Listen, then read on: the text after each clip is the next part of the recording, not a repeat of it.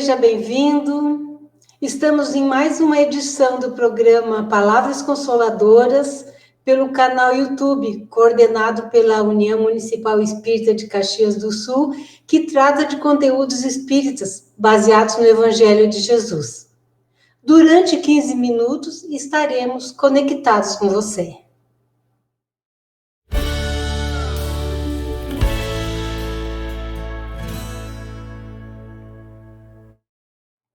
Analisaremos o tema compromisso pessoal.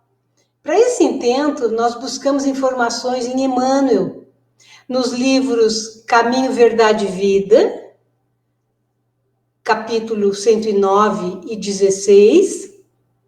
Nós buscamos também no Pão Nosso, capítulo 109, e Ceifa de Luz, capítulo 39, bem como do Evangelho segundo o Espiritismo, Pedi e obtereis. Nós recebemos hoje a nossa colega de caminhada espírita, Maria Aparecida Casagrande, hoje ligada ao movimento espírita da cidade de Ourinhos, em São Paulo. A Cida, como a chamamos, trabalhou no movimento espírita da Serra Gaúcha durante vários anos, quando trocou o domicílio para a cidade paulista citada. Cida, é sempre um prazer compartilhar contigo esse espaço virtual. O prazer é meu, pessoal. Eu também fico muito feliz em estarmos novamente juntos, né, trocando as ideias, né, dos conhecimentos espíritas. Muito bem, seja bem-vinda. Vamos estudar então. A nossa vida diária, ela requer muita atenção, planejamento, compromisso com os vários deveres que temos para conosco, para com a família e também para com a sociedade. Com as informações do benfeitor Emmanuel, nós seremos fortificados em nossa coragem, em nossa fé, para fazer face a essa série de tarefas que temos que desempenhar. O evangelista Lucas, no capítulo 11, no versículo 9, ele diz que Jesus deixou a recomendação para quando o homem estivesse necessitado da ajuda, de pedir a Deus. Então, deixou 3 recomendações: pedir, buscar e bater. Cida, nos compromissos da vida, essas informações são muito importantes, não? Importantíssimas, né? Porque é a forma como a gente, é a forma como Jesus já deixou dito, como a gente pode se comportar, digamos assim, o que devemos fazer, né?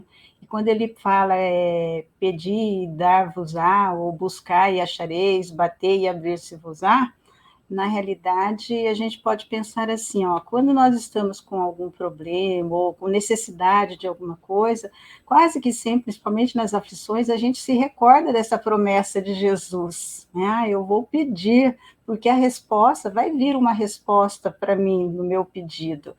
Então, a gente pensa assim, mas como eu vou fazer isso? Como eu vou fazer esse pedido, né, da coisa?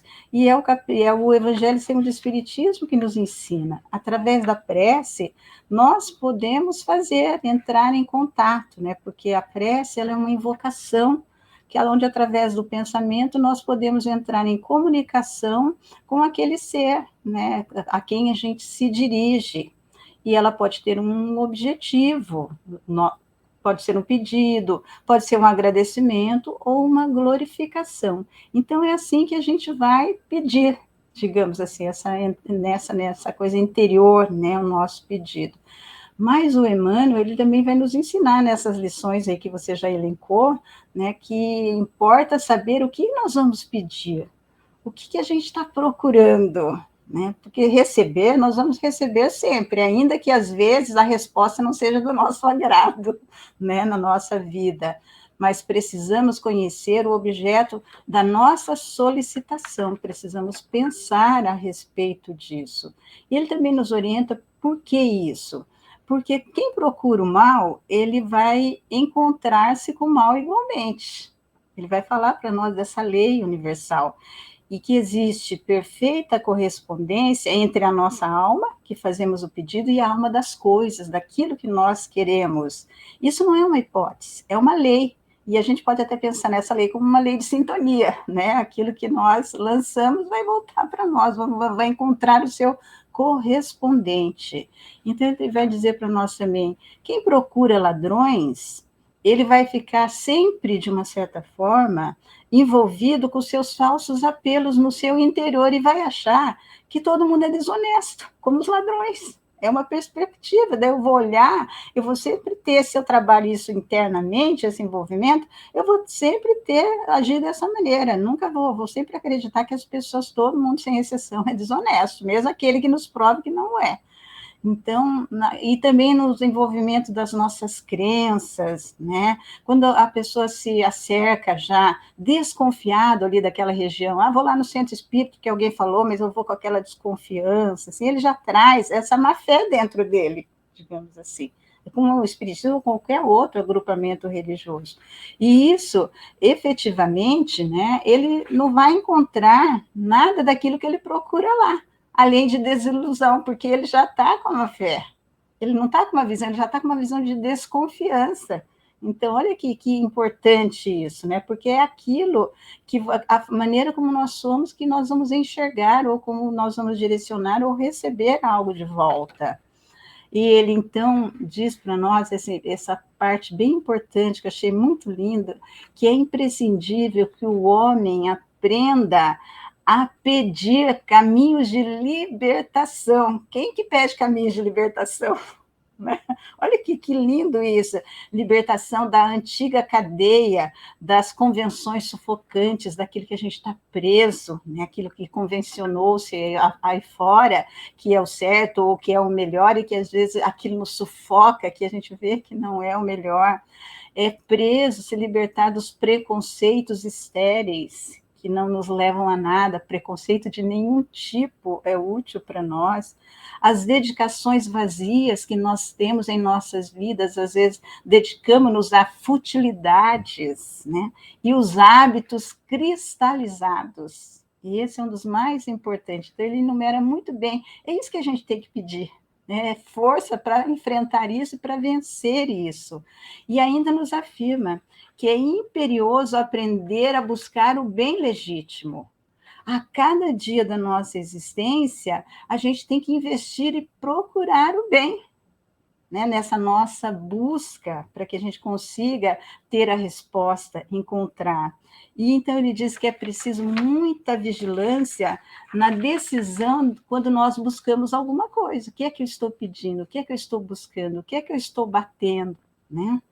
Então, porque depois disso, estabelecido um roteiro disso, edificante, não, eu tenho que seguir por esse caminho, daí é chegado o momento da gente bater na porta, eu vou bater a porta. E para que essa porta se abra, para dessa edificação se abra, a gente precisa de esforço metódico, insistentemente, e boa vontade, eu tenho que investir, eu tenho que me esforçar para modificar, para conquistar aquilo, para que a gente possa transformar os recursos que a vida nos traz, a vida carnal, em obras luminosas de arte divina, para que a gente possa fazer luz.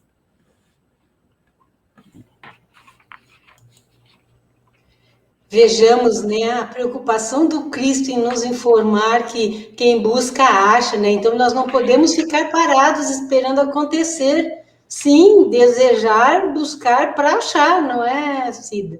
Então, Isso. muitas vezes nós fazemos escolhas erradas e queremos que Deus corrija. Sequer nos prontificamos a agir. Controverso, né, Cida? Isso mesmo, exatamente. A gente erra, faz as cacacas e depois quer que Deus ou Jesus conserte, né? E Emmanuel fala para nós, o que ele vai falar? É que a gente precisa se dedicar ao bem em nós mesmos. Nessa carta, tudo bem, errar é humano, coisa, mas não devemos jogar para Deus ou para Jesus, mas rever, né? Então a gente tem que se dedicar, porque muitos correm ao encalço do mestre, vai atrás de Jesus, pede o socorro, mas não endireita os seus caminhos, continua andando por caminhos tortuosos, caminhos errados, né? Então, para que a gente sinta essa influência santificadora do Cristo, é preciso retificar essa estrada, da forma como a gente tem que viver, a gente tem que mudar o caminho, a maneira como estamos vivendo, porque muitos choram em veredas de crime, resvala no erro sistemático, está sempre repetindo o erro, né? Não se desapega das paixões avassaladoras no campo material, que a gente é muito carregado. E então, em tais condições, ele diz que não é justo a gente dirigir a alma ao Salvador. Olha que lucidez, né? Que a gente pede, mas e a nossa moral? O que nós temos para oferecer ao Cristo? Então, ele nos diz que para isso nós precisamos endireitar os caminhos da existência, regenerar os nossos impulsos, desfazer as sombras que que nos rodeiam, para que a gente possa sentir o Cristo. Então, a gente nota sempre, amigos, que em pensar nas oportunidades perdidas que a gente já teve, por falta de ação nossa, então nós ficamos sem aproveitamento no nosso espírito, né? E como última pergunta, Cida, comparando o nosso espírito como um campo, o Emmanuel nos diz que todo cultivador deve fazer de tudo pela sua plantação. Pode esmiuçar um pouquinho para nós? Isso, ele fala exatamente isso, né? Mas ele vai nos dizer de que, como ocorre em qualquer campo terrestre, né, nas terras que a gente vai cultivar, nenhum cultivador, né, na gleba da alma, ele pode exaltar-se de tudo fazer nos domínios da sementeira ou da colheita. A gente não consegue fazer tudo, digamos assim, né? Mas a gente tem que tentar, a gente tem que fazer a nossa parte, né? Assim como quando se cultiva a terra. Então, ele vai nos dizer que após o esforço daquele que planta, daquele que cega o vegetal que está nascendo, que está ali cuidando, quem o auxilie, quem o corrija, quem o proteja, sempre vai ter alguém mais, né? Nós vamos pensar num campo grande, né, para que possa isso acontecer.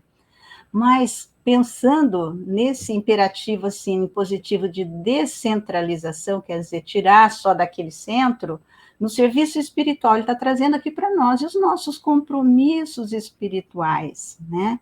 Muitos companheiros, eles fogem à iniciativa no trabalho, nas construções de ordem moral que nos competem. O que quer dizer isso? Às vezes, nós nos encontramos envolvidos com o trabalho do bem, mas deixamos de nos conhecer, do autoburilamento, de fazer um esforço, aquilo que ele falou, um esforço continuado e incessante, para que a gente possa se aprimorar, para que possamos cumprir bem o nosso compromisso pessoal. Seja lá na igreja, seja no centro, isso é importantíssimo em nossas vidas. E ele vai nos remeter a entender, né, também esse envolvimento dessa liderança dentro, principalmente do seio espírita, né, dos trabalhos de coordenação. Aí ele diz assim, ó, que muitos deles, de nós convidados a compromissos edificantes, né, somos convidados, chamados nesse ou naquele setor de trabalho, afirmam-se inaptos para a tarefa. Ah, não, eu não sou capaz, como se nunca pudesse iniciar o aprendizado do aprimoramento íntimo. Ah, não, eu não sou capaz. Quem não é capaz? Todos somos, mas precisamos iniciar, a gente precisa se aprimorar. Ah, eu ainda estou muito longe, eu preciso... Não, a gente vai conquistando, vai se empenhando, é isso que ele está nos induzindo aqui, de uma certa forma, nos encaminhando, né? Enquanto ainda outros falam, quase sempre que, com ironia, que eles não nasceram para ser líderes. E é o que a gente encontra outras vezes na casa espírita, eu não sei, né? Aqueles tem uns que fazem tudo e outros que estão sempre recuando, ainda não estou pronto, ainda não. Então, esse compromisso, como um coordenador, como um auxiliar na casa, um trabalho mais efetivo na casa, às vezes que nos é pedido ou há uma necessidade, muitos recuam. Né? Mas e o que nós estamos fazendo desse compromisso, do nosso empenho? Isso é importante da gente pensar, né? Não precisamos ser grandes líderes, mas podemos auxiliar de alguma forma. Cada um fazendo o seu pouquinho, né? Isso aí, cada um vai fazendo o seu pouquinho. E às vezes, né, mesmo E isso não isenta o trabalhador da melhoria, o fato mesmo dele não querer, mas nós pensarmos nessa responsabilidade de nos conhecermos, né, até o nosso próprio favor, para que a gente possa desenvolver, né, a nossa tarefa. E ele vai finalizar assim, ó: sabemos que a essência de toda atividade numa lavra agrícola, quer dizer, lá na terra, procede originalmente da providência divina, é verdade, né? No campo, produção, falou em plantação, tudo vai prover de Deus, vamos dizer assim. De Deus vem a semente que vai ser plantada, o solo, o clima, a seiva e a orientação para o desenvolvimento da árvore. É tudo de Deus, isso, né? Aquilo que vai se vir. Como também dimanam de Deus a inteligência, isso vai vir para nós. A saúde, a coragem e o discernimento do cultivador. E olha aqui, né? Então, se o lavrador tem que lá o seu trabalho de plantar semente, coisa, ele deixar, não, eu vou ficar com preguiça, coisa, com o nosso compromisso pessoal e espiritual. Vou deixar para depois, eu não sou capaz, né? Nós estamos negligenciando a inteligência, a saúde, a coragem, né? Que todos somos possuidores. Então, ele vai falar assim, ó: mas somos obrigados a reconhecer que alguém deve plantar. Deus dá tudo. Mas se nós não pegarmos a semente e colocarmos na terra, ela não vai fazer tudo aquilo que se faz necessário para que a planta advenha bonita, né, e dando flores e frutos para nós. Assim também nós, com o nosso compromisso pessoal, se nós não fizermos a nossa parte, ninguém o fará por nós. Ninguém fará por nós. Ninguém fará por nós. Então, nunca se colocar, né, numa posição dessa, eu não sou capaz. Todos os somos.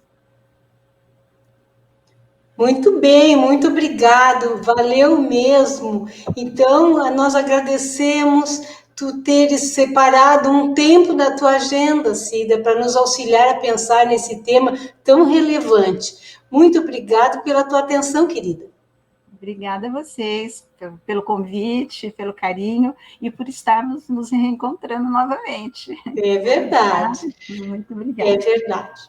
E certo que um faz o que acha melhor para si, outro faz o que acha melhor para si. Por isso Deus nos deu o livre-arbítrio.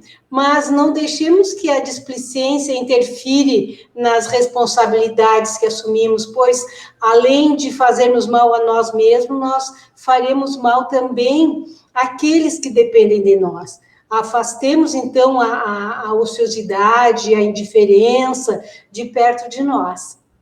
Estamos terminando o nosso encontro, que a luz do Senhor penetre em todos os corações, nos trazendo paz e claridade em nossas intuições. Continuemos, então, nos cuidando a respeito da pandemia, cumprindo, os protocolos orientados pelos órgãos da saúde. Que Deus nos abençoe e reforce a nossa fé. Terminando por aqui, até o próximo encontro. Se você gostou, curta, comente e compartilhe.